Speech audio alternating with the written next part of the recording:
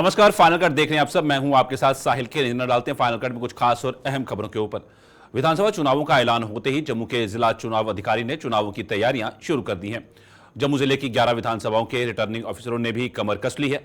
जम्मू के जिला चुनाव अधिकारी सचिन कुमार ने बताया कि जम्मू में तीसरे चरण में होने वाले चुनावों के लिए लगभग तैयारियां पूरी कर ली गई हैं और आचार संहिता का भी सख्ती से पालन किया जा रहा है। उन्होंने बताया कि चुनावों के मद्देनजर सुरक्षा व्यवस्था भी कड़ी कर दी गई है।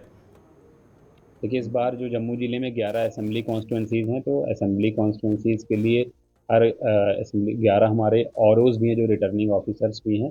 तो और जो परमिशंस वगैरह हैं, वो ऑनलाइन तरीके से इलेक्शन कमीशन ऑफ इंडिया का जो उन्होंने ऐप दिया है, उस पर सारी तैयारियां की गई हैं। तो जैसे जैसे भी परमिशन आती जाएंगी, उनको जो भी हमारा टाइम लाइन है, उससे पहले हम उसके अंदर मतलब देने की कोशिश करेंगे और किसी प्रकार की कोई परेशानी भी ना आए, इसके लिए हमने सिंगल विंडो मैकेनिज्म भी बनाया है, जिसमें हम डिफरेंट डिपार्टमेंट से कुछ कमेंट्स भी अगर लेते हैं तो भी समय पर आकर, ताकि पहले से ही मतलब before hand in the sense कि हमारा जो टाइम लाइन है उसके पहले पहले ही सभी को मिल जाए। क्योंकि मेन तो कैंपेनिंग वगैरह के टाइम पर परमिशन होती हैं और उनका जो वॉच करने के लिए जो हमारी टीम्स हैं, उनका भी निर्माण कर दिया गया है।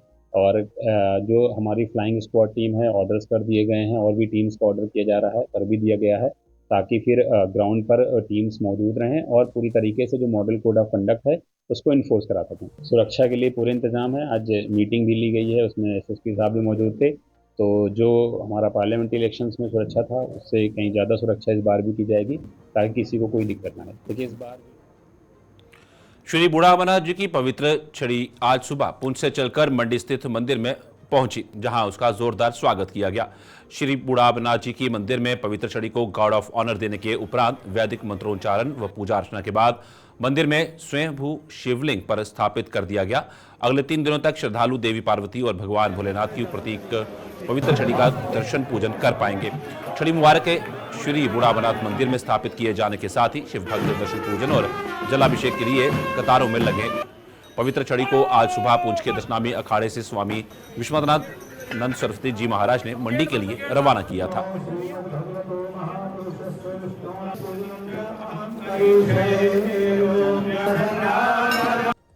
जैसे कि पहले से विधान बना है, बूढ़ा अमरनाथ जी के ऊपर छड़ी को स्थापित कर दिया गया है 3 दिन के लिए, और यहीं पर पूजन होगा 3 दिन। फिर हवन यज्ञ के साथ ध्वजारोहण होगा और उसके बाद वापस जो है दशनामी अखाड़ा में जा कर के स्थापित की जाएगी। आज जो है बहुत अच्छे से शांति से बिना किसी विघ्न के छड़ी यात्रा यहाँ पर पूरी होती है। सारे देशवासियों को बहुत बहुत शुभकामनाएं। ये भगवान शिव के छड़ी जो है सारे विश्व के लिए ही मंगलदायक हो, आनंददायक हो, आपसी द्वेष खत्म करने वाली हो, सबको जो है अपनी कामनाएं पूर्ण करने वाली हो। बहुत बहुत शुभकामनाएं, शुभकामनाएं, शुभकामनाएं। सबसे पहले जो है पूरे देशवासियों को जो है छड़ी मुबारक की हार्दिक शुभकामनाएं देता हूं। हर वर्ष की भांति जो है छड़ी मुबारक इस बार श्री बाबा बूढ़ा अमरनाथ जी में पहुंच चुकी है। जो हमारी यात्रा थी वो आज समाप्त हो चुकी है।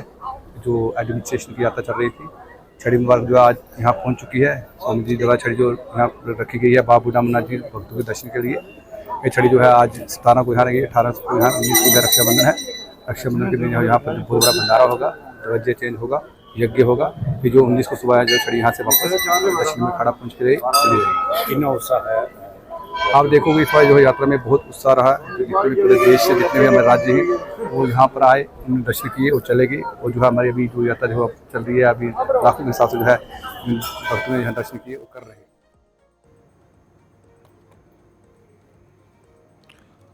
जम्मू कश्मीर प्रशासनिक परिषद द्वारा 1947, 1965 और 1971 के वेस्ट पाकिस्तान रेफ्यूजियों को जमीनों के मालिकाना हक देने संबंधी किए गए ऐलान का भाजपा ने स्वागत किया है। भाजपा ने इसके लिए उपराज्यपाल मनोज सिन्हा का आभार जताया है। आपको बता दें कि शुक्रवार को जम्मू कश्मीर प्रशासनिक परिषद ने एक ऐतिहासिक निर्णय लेते हुए विस्थापितों की भूमि के हस्तांतरण के प्रस्ताव को भी मंजूरी दे दी। इससे 1947, 1965, 1971 और पश्चिमी पाकिस्तान के विस्थापितों को जमीनों के मालिकाना हक प्रदान किए जा सकेंगे। इस निर्णय से विस्थापितों को जमीनों का पूर्ण मालिकाना अधिकार प्राप्त होगा। कल जो एक ऐतिहासिक फैसला हुआ है। माननीय उपराज्यपाल मनोज सिन्हा जी ने एक बड़ा ही ऐतिहासिक फैसला सुनाया है।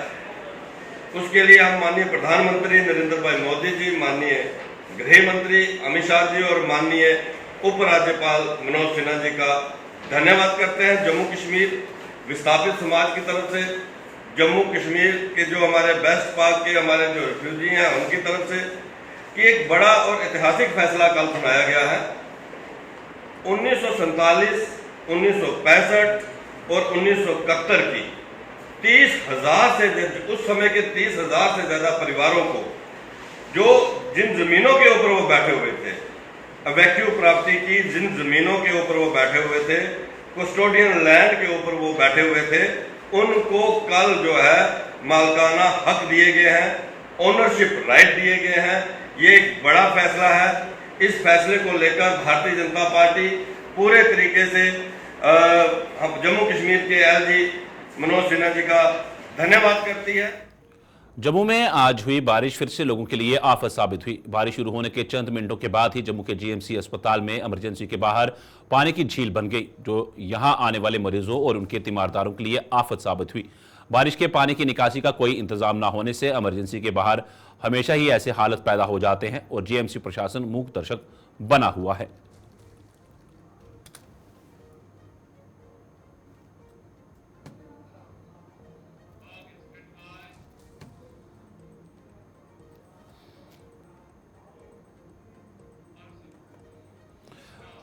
जम्मू में आज से केंद्र शासित प्रदेश स्तर की शूटिंग चैंपियनशिप की शुरुआत हुई। 6 दिवसीय इस चैंपियनशिप का आयोजन जम्मू कश्मीर राइफल एसोसिएशन द्वारा किया जा रहा है, जिसमें करीब 150 निशानेबाज भाग ले रहे हैं।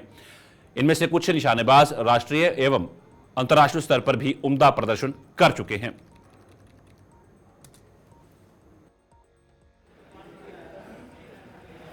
आज हमारी जम्मू कश्मीर राइफल एसोसिएशन की तरफ से और उनके कार्यक्रम ऑर्गेनाइजर्स की तरफ से आज 13 J&K यूटी शूटिंग चैंपियनशिप हो रही है, जो कि हर बार होती है हमारे यहाँ, और पिछले साल कटरा में हुई थी। आज यहाँ हो रही है। यूथ अफेयर्स के जो हमारे स्पोर्ट्स अथॉरिटी है उनके डायरेक्टर साहब हम यहाँ आ रहे हैं, वो भी हमारे साथ हैं, और हमारा अपना सारा राइफल एसोसिएशन यही है।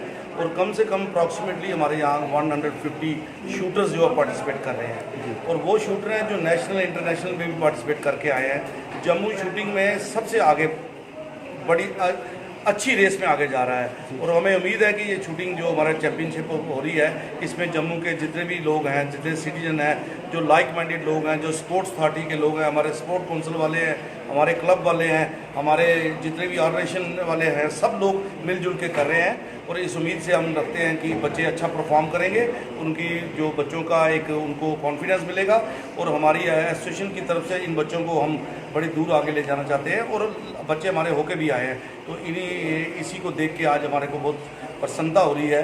बतौर प्रेसिडेंट ऑफ राइफल एसोसिएशन में ये कहना चाहता हूँ कि हमारे शरद चंद्र जी, जवाल साहब, मनसोत्रा साहब, राजीव जी आए हुए हैं, सब लोगों ने हमारा साथ दिया है, और इसको एक अच्छा एक उत्सव बना के हम बच्चों को इस इंटरनेशनल रेस के आगे बढ़ा रहे हैं।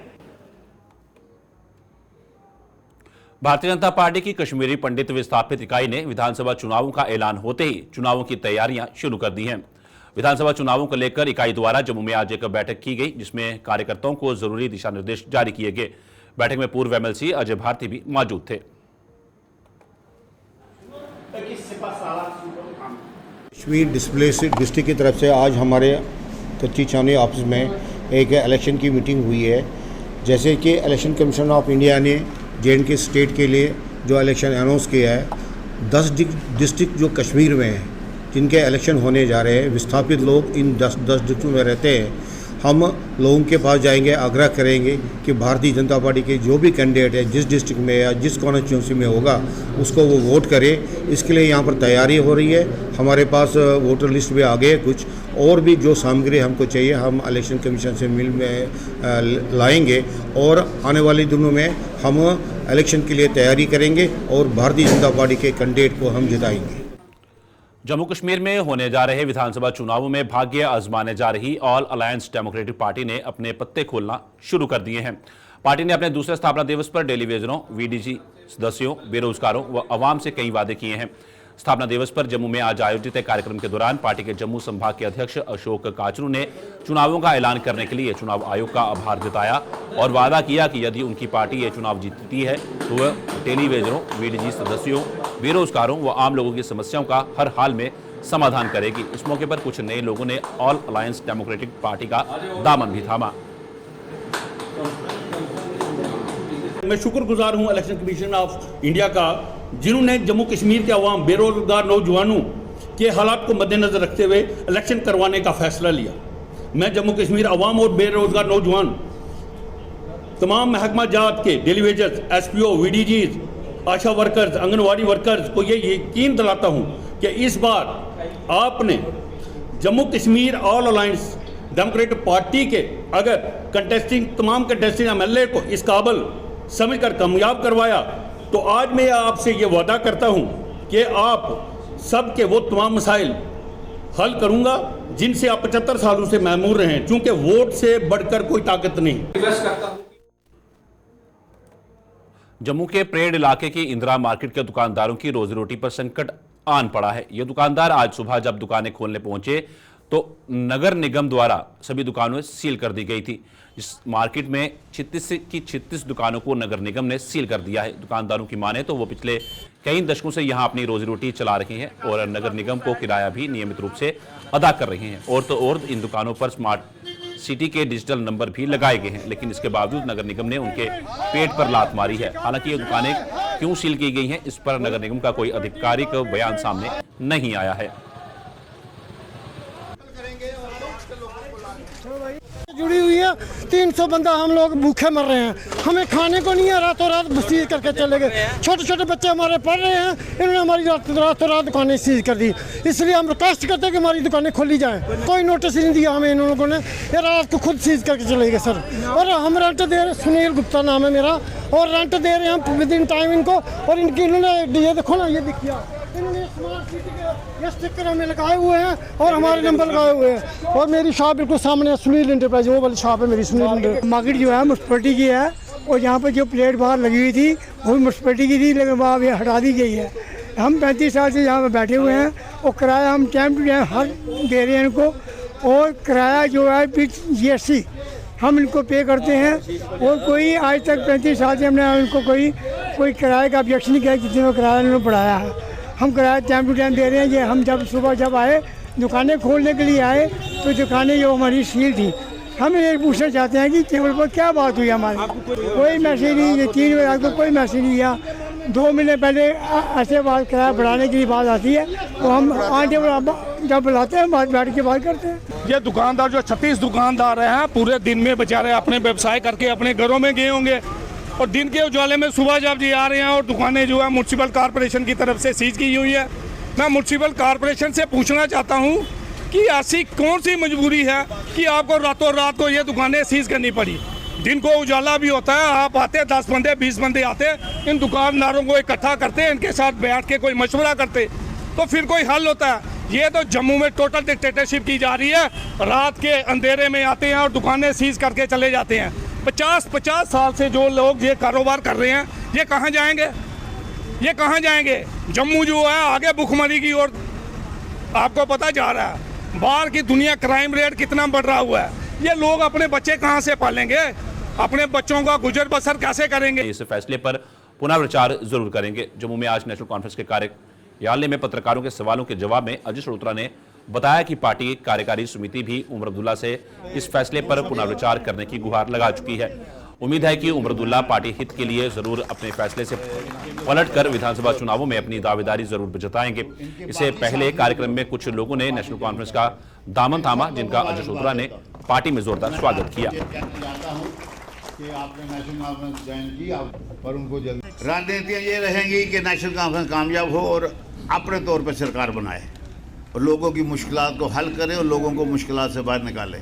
पिछले 10 साल से लोगों ने बहुत, मैं कहूँगा, जुल्म सहे हैं। लोगों ने नॉर्मल चीज़ें जो हैं, बिजली पानी पर लोगों को तड़पाया गया, राशन पर तड़पाया गया, बेरोज़गारी कहाँ तक है, महंगाई कहाँ तक है, किसानों के मसले कहाँ तक हैं, बॉर्डर के मसले कहाँ तक हैं, रिफ्यूजियों के मसले कहाँ तक हैं। कहने को बड़ा कुछ कहते हैं मगर असल में क्या है वो आपके सामने आएगा। हमारा मैनिफेस्टो भी आ रहा है, आप उसमें सब देखेंगे। पिछली जो वर्किंग कमेटी हुई थी 2 दिन की कश्मीर में, उमर अब्दुल्ला साहब को तमाम वर्किंग कमेटी में ये गुजारिश की थी कि आप अपने फैसले को रिकन्सिडर करिए और इलेक्शन लड़िए। मुझे भरोसा है कि पार्टी के जो हमारे वर्किंग कमेटी के मेंबरान हैं उनको मायूस नहीं करेंगे और जो उमर अब्दुल्ला साहब के इलेक्शन नहीं लड़ने के फैसले से पार्टी के कैडर में भी मायूसी थी। और मुझे उम्मीद है कि उमर साहब पार्टी के हक में बात करेंगे, पार्टी के हित की बात करेंगे, कैडर को मजबूत करने की बात करेंगे और अपने फैसले को रिकन्सिडर। भाई और बहन के प्रतीक के त्यौहार रक्षाबंधन को अब मात्र 2 दिन शेष रह गए हैं। रक्षाबंधन के त्यौहार के मद्देनजर बाजारों में रौनक उमड़ने लगी है, जहां कई दुकानें रंग बिरंगी राखियों से सज गई हैं। दुकानों में विभिन्न किस्म की रंग बिरंगी राखियां आकर्षण का केंद्र बनी हुई हैं। इन दुकानों में खासतौर पर महिलाओं की भीड़ देखी जा रही है, जो अपनी अपनी पसंद की राखियों की खरीदारी करने में जुटी हुई हैं। मैं बोलती हूँ बड़ी अच्छी बात है, बड़ी खुशी का त्यौहार होता है रक्षाबंधन, और सारे लोग इसको जोरों शोरों से मनाते हैं। और बहनें आई हैं, देखिए आप देख रहे हैं, शॉपिंग कर रही हैं अपने भाई के लिए राखी। बड़ा पवित्र त्यौहार माना जाता है ये, और लोग अच्छे से मनाते हैं। रक्षा बांधते हैं, भाई रक्षा का प्रॉमिस करते हैं और बहनें उनकी कलाई पर राखी बांधती हैं। रक्षाबंधन का यही है कि पहले राजा और महाराजाओं के ज़माने से चला आता आ रहा है, ये जोधा अकबर के टाइम का है। तो बहनें जो भाई अपने बहनों को प्रोटेक्ट करने का वादा करती थी, तो वो रक्षा धागा बांधती हैं बहनें, और भाई बोलते हैं कि हम आपका हमेशा ध्यान रखेंगे, प्रोटेक्ट करेंगे अपनी बहनों को। बड़ी अच्छी खरीदारी चल रही है, हर जगह हर शॉप पे राखियाँ लगी हैं, तरह तरह की, डिफरेंट की। छोटे बच्चों के लिए अलग टाइप की राखी है, कार्टून टाइप की, बड़े वालों के लिए ऐसे ओम की हैं, भगवान के अच्छे उसमें बनाए गए चिन्ह, अच्छी राखी हैं, बड़ी वैरायटी है। इसमें सामान तो बहुत अच्छा आया है, नई से नई वैरायटी आई है, ईवलाई में आई है, क्या ना जरकन में आई है, बड़ा कुछ आया है। जो भी बहनें हैं वो अपने हिसाब से खरीदनी है, जैसे उनके भाइयों को उनको लगता है कि पसंद आएगी। कोई सिंपल धागे खरीदते हैं, कोई बढ़िया से बढ़िया खरीदता है, अपनी इच्छा के इंसान बहुत सारे खरीदते हैं। वो इस बार तो मंडे को शिव जी का भी दिन आ रहा है, पूर्णमासी भी आ रही है उस दिन, और उसी दिन रक्षाबंधन भी आ रहा है। इतना बड़ा दिन है और बहनें ज़्यादा उत्साहित हैं उस दिन। ये तो बहुत बड़ा त्यौहार है बहनों और भाइयों के प्यार का। और किसी कल्चर में या किसी धर्म में ये नहीं होता कि भाई बहनों का कोई आप शो ऑफ करते हैं। ये हमारे ये होता है कि हम हिंदू ही हैं कि जो अपने भाइयों को अपना प्यार दिखाते हैं, क्योंकि ये प्यार है। भाइयों के अपने हिसाब से जितना देंगे हम सर माथे पे, वो ये नहीं है कि हम उम्मीद रखेंगे कि वो हमें इतना देंगे तो हम इतना देंगे, ये नहीं है। चाहे वो 10 रुपये ही रखें ना हमारे हाथ पे, हम वो भी बड़े शान से लेते हैं कि नहीं, हमारे भाइयों ने हमें प्यार ही दिया अपना। का दिन है, सब बहनें अपने भाइयों को राखी पहनाती हैं, और हर साल ऐसे ही उनकी उम्र की दुआ करती हैं, लंबी उम्र की दुआ करती हैं। बहुत रौनक है हर जगह, मतलब राखी है, अच्छा है। विश्वनाथ स्थित दातार रणपत देवस्थान पर कल यानी रविवार को भंडारे का आयोजन किया जा रहा है। ये परंपरा सदियों से चली आ रही है और इस बार भी इसका निर्वाह रीति रिवाजों से किया जाएगा। दातार रणपत देवस्थान कमेटी के प्रधान प्रेमपाल शर्मा ने बताया है कि कल देवस्थान पर हवन यज्ञ व पूजा अर्चना के साथ साथ भंडारा भी लगाया जा रहा है। उन्होंने लोगों से अपील की है कि वो कल देवस्थान पर पहुंचकर धर्म के प्रति अपनी आस्था जताएं।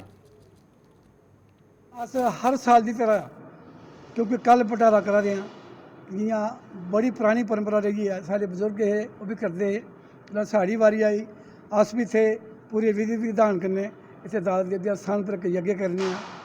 यज्ञ का करने साढ़ा हवन शुरू होंदा 9 to 11, और उसके बाद कंजक पूजन, उसके बाद जातर होंदी है। पूरी मर्यादा के अनुसार से हर काम किया जाता। एक बारी फिर कहना चाहते हैं कि सारे लोग इतने आउन, क्योंकि कल दादा देव जी का भंडारा है, बहुत विशाल भंडारा होंगे, क्योंकि काफ़ी दुनिया इतने आती है।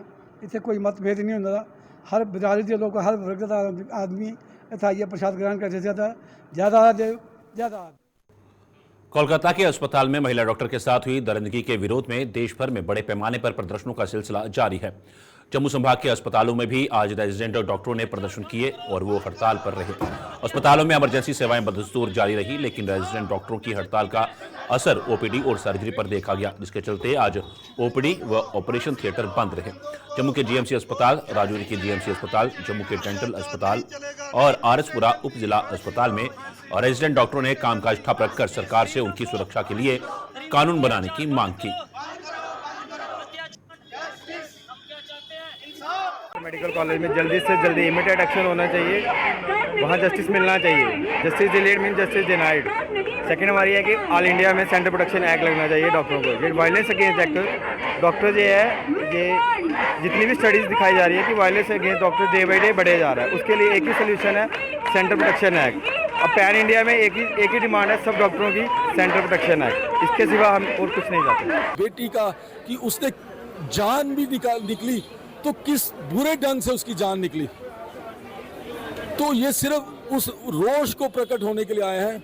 ये स्ट्राइक नहीं है, ये सिर्फ आवाज़ उठाई गई है सोए हुए समाज को जगाने के लिए और सोए हुए समाज को ये बताने के लिए कि लड़कों की परवरिश करते हो तो ढंग से करो। लड़कों को, एक महिला को किस नज़र से देखना है वो नज़र दो।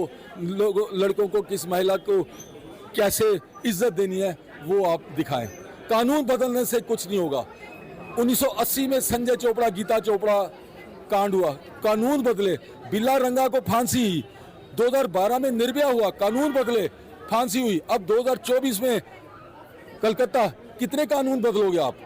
बदलने की जरूरत है समाज की सोच को, लड़कों की सोच को, आपके परवरिश के ढंग को, तब ये क्राइम रुकेगा। नहीं तो आप कानून पे कानून बदलते जाओ, नया कानून और कानून और कानून, जब तक सोच नहीं बदलेगी ये होता रहेगा। मैं यही मैसेज देना चाहती हूँ, जैसे अभी कुछ दिन पहले 15 अगस्त हुआ था और हम वहाँ पे अपने आंदोलनकारियों के लिए बहुत जय जयकार कर रहे थे। ये भी एक तरह का आंदोलन है और हमें फ्रीडम चाहिए, फ्रीडम डॉक्टर्स को चाहिए, राइट्स डॉक्टर्स को चाहिए, ताकि हम भी फ्रीडम अच्छे से बाहर निकल सकें और बिना डर के बाहर निकल सकें।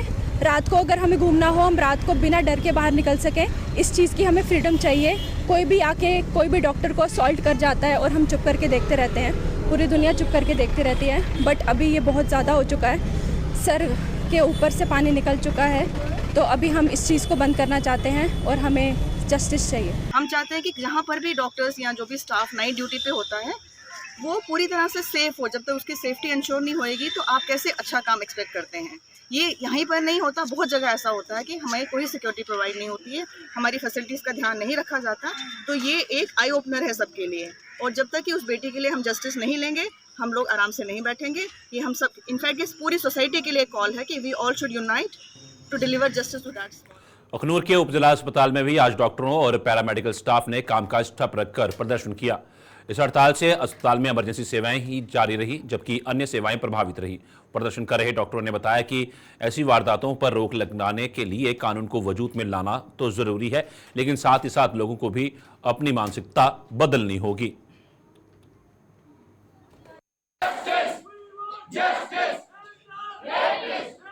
लॉ बनाना बहुत ज़रूरी है। मैं कहती हूँ ये लॉ बनाना ज़रूरी है स्टेट गवर्नमेंट के लिए और सेंट्रल गवर्नमेंट के लिए। कोई एक सख्त लॉ बनाया जाए, पर क्यों हम अपने आप पे कोई लॉ नहीं बनाते? क्या हम अपने आप को इससे रोक नहीं सकते? क्यों नहीं रोक सकते? क्योंकि हमारे घर में वो परवरिश नहीं मिल रही है। वो माँ जो जननी है, जो हम बहन को पूछते हैं, एक बहन को हम घर में पूछ रहे हैं और दूसरी बहन के साथ हम ऐसे कर रहे हैं बाहर जाके, तो क्या हम में गलती नहीं है? क्यों लॉ आएगा? लॉ आएगा, डेफिनेटली आएगा। ठीक है, गवर्नमेंट कुछ करेगी, क्या हम अपने लिए कुछ नहीं करेंगे? क्या हम अपने आप को 10 मिनट बैठ के ये नहीं सोचेंगे कि हमको कैसे पेश आना है किसी इंसान के साथ? औरत तो छोड़ो, किसी इंसान के साथ पेश आना है। आए दिन कभी होता है डॉक्टर्स के साथ असॉल्ट हो रहा है, कभी किसी गरीब बंदे के साथ हो रहा है, किसी के लिए, किसी को कैटेगरी के लिए हो रहा है, किसी ना किसी जगह कोई किसी इनइक्वालिटी की जगह। हम कहाँ जा रहे हैं? हिंदुस्तान कहाँ जा रहा है? हम कौन सी दुनिया में जी रहे हैं? पहले तो होता था कि हमारे हिंदुस्तान में हर बंदे की एक इज्जत होती थी। क्या हमें वो म्यूचुअल रिस्पेक्ट नहीं सीखनी है किसी ह्यूमन बीइंग के लिए? कुत्तों को हम घर में रख रहे हैं, उनको हम पाल रहे हैं, उनको हम बेड्स पे सुला रहे हैं, और इंसानों के साथ हम ये व्यवहार कर। गुलशन में खबरों का सिलसिला यूं ही चलता रहेगा। फिलहाल फाइनल कट में इतना ही। दीजिए इजाजत, नमस्कार।